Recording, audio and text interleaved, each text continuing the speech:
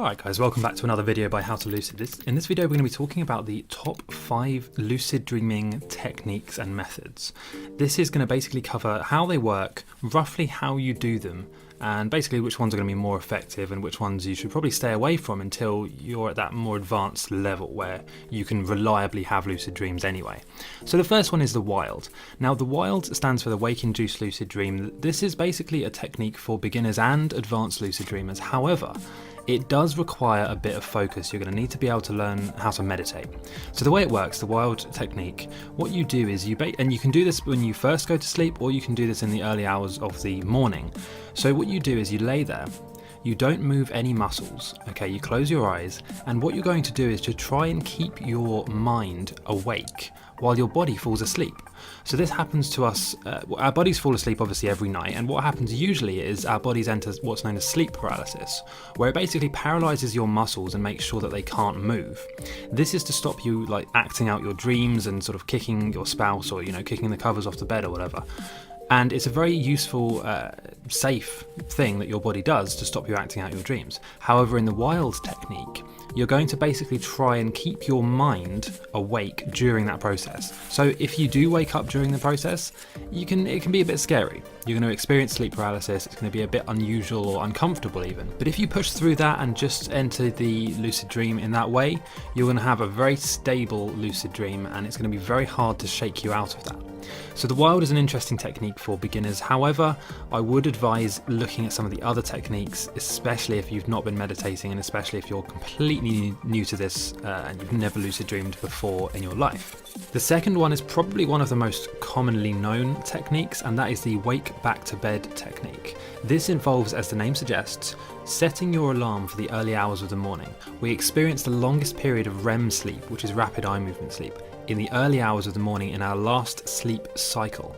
So this means that if you interrupt that and actually target that, you can enter a lucid dream at the time where your REM sleep is the longest, and you're also most likely to become lucid.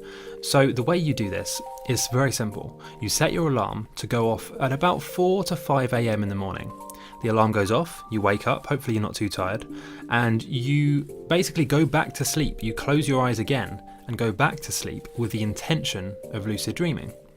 It's very simple. However, to actually get this to work properly, it might take a bit of practice. It's not going to probably work the first time you try it, but if you do practice it a few times, you're going to have some very good results with this, and it's going to give you some very vivid and stable lucid dreams. So a few things to remember with the wake back to bed technique is that you need to set your alarm for the right time. The only way of doing this really is to sort of track your sleep cycles and roughly when you wake up. And then what you want to do is you want to work out roughly 90 minutes before when you naturally wake up. That is to say, without an alarm. So track your sleep for a few days, maybe up to a week even, and write down your wake up time, as in when you wake up without an alarm, work back 90 minutes and then set your alarm for about then. When the alarm goes off, it will be hopefully just before you enter your last sleep cycle of the night, and at that time you can just basically enter a lucid dream directly. Use the WILD technique and just lay down, go to bed and fall asleep again with the intention of lucid dreaming. Just keep telling yourself, I will lucid dream, or I am lucid, or I will control my dreams. You're going to have some really good results with the wake back to bed. It's one of my personal favourites. However, it does make you feel a bit tired. If you do this technique, I wouldn't advise to do it before a day where you have to be up and energetic all day. For example, if you're working full-time Monday to Friday, I wouldn't advise doing the wake back to bed until the weekend. Just because if you do it wrong, if you mistime it, if you interrupt your last sleep cycle sort of halfway through, there's a very good chance you're going to wake up feeling very fatigued and sort of almost confused and annoyed the next day, and that feeling will probably last for the most of the day, which is where the myth that lucid dreaming makes you tired comes from. It's basically people trying to do the wake back to bed technique and not quite timing it right. So they end up interrupting their sleep and essentially causing themselves to have a sleep debt, which will only be repaid when they fall asleep the following evening and catch up on the lost sleep, or the interrupted sleep cycle that they ruined by mistiming the alarm. So make sure you get the timings right, but it can work really, really effectively. Okay, so number 3 we have the MILD. The MILD stands for the mnemonically induced lucid dream, and it's basically one of the softer or the most beginner friendly techniques that I know of. It's certainly the technique that I use the most. Out of all of the techniques, I use the MILD and the dialed more than any of the others, because not only are they very reliable, but they don't involve interrupting your sleep. You don't have to set any alarms, you don't have to interrupt your sleep cycle or time things or even worry about waking up in the middle of the night. You can just literally go to sleep as normal, and when you do it right, will naturally have lucid dreams more often. It doesn't guarantee that you'll have them directly. You can't induce them directly like you can with, say, the Wild. However, the Mild is a very interesting and underrated technique in my opinion. So the way it works is to essentially just constantly tell yourself and reinforce the idea that you will lucid dream. The mnemonic method here is to basically repeat mantras and affirmations to yourself all throughout the day. Things like I will lucid dream, trying to train yourself and prepare yourself for the eventuality that you are in a dream and you suddenly do a reality check and then you lucid dream.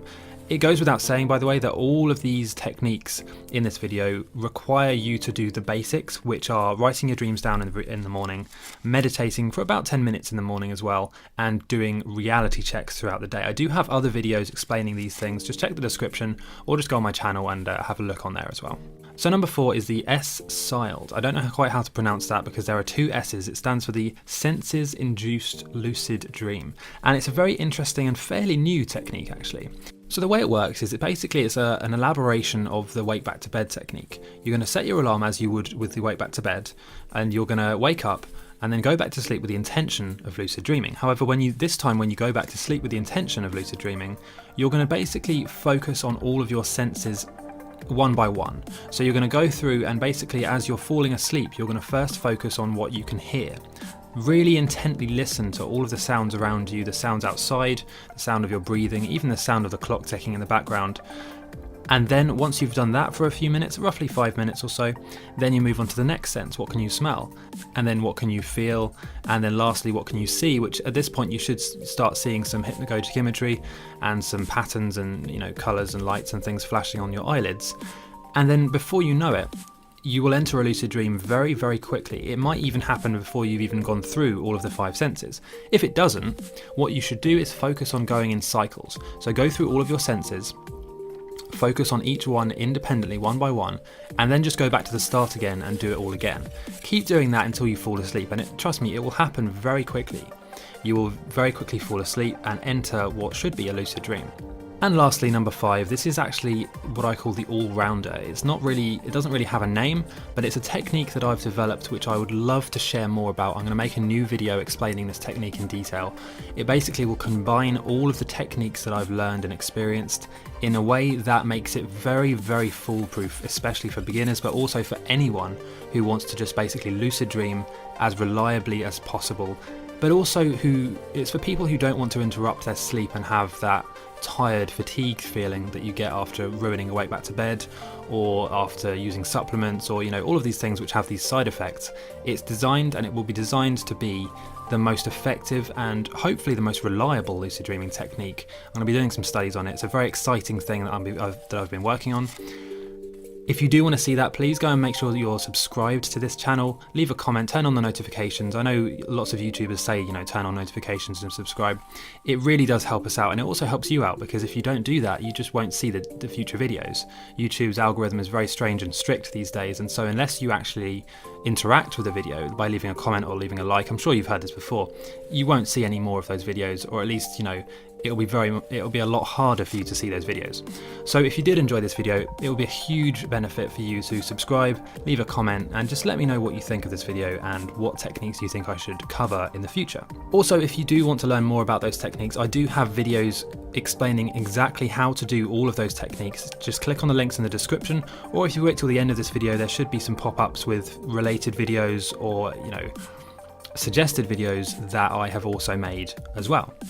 So that's it for now, guys. I'll see you next time.